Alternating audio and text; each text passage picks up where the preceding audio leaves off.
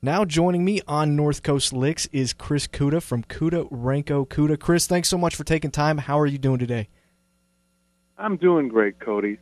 Now, your bio says you're a self-taught guitarist. How did you start playing the guitar, and how long did it take for you really to get to a point where you were comfortable playing in front of people?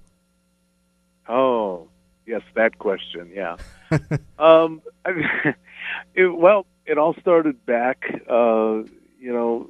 in the around 1973, 74. I was growing up in Cleveland Heights, Ohio. I met up with a pioneer jazz bebop guitarist by the name of Bill Durango.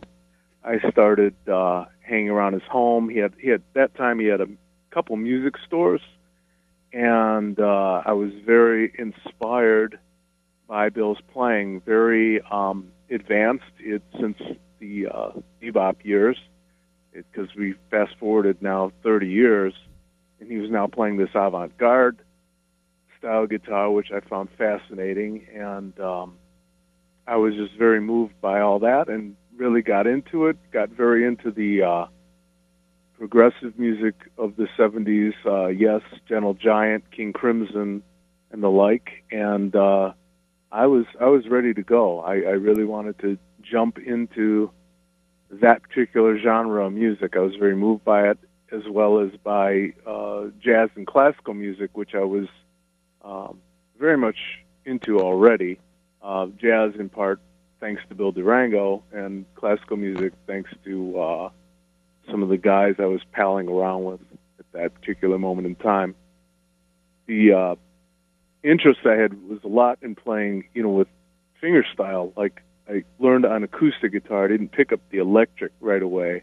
Okay. And as soon as I really got into all that, I was learning by ear, things like Bach pieces by off of Julian Bream and Segovia albums, trying to pick out exactly what they're doing. I didn't have any real knowledge base, just the love of it, hearing it over and over. And so, yeah, I would pick the needle up off the record after a couple measures and try and noodle around till I'd figure out, the melody line and the bass line and some of the chords. And it came very slowly, but it really stayed with me. Now, a lot of people, it seems like you don't necessarily go into the guitar and get lessons. It seems like everybody kind of picks it up on their own. What were some things that you did personally to really help yourself improve throughout the years? Well, I tried not to listen to crappy music. For one thing, what's one man's meat is another man's poison. I was not really into rock music per se, and I mean that, whatever the pop music was at the time, I wasn't a guy that was immediately into say the Allman Brothers, Led Zeppelin, or Jimi Hendrix at first, contrary to all the other guitarists around me. So I wanted the guitar to actually do something else, other than, be a clean guitar, a crunch guitar, or a distorted guitar. I wanted the guitar to sound not like a guitar, yeah, if you will. That's when I heard, going back to Bill Durango, when I heard him play, he was phrasing like a horn player, and I was going, wow, I want the guitar to play those kind of notes like John Coltrane, Miles Davis, but not sound like a guitar, not have the traditional guitar sound. So that's pretty much what I was looking for, and by mid to later 70s, I was already experimenting with guitar synths and so forth. I had my guitar through an Ampeg Patch 2000 and a Mini Moog at that time, which was just absolutely, people thought I was completely stupid.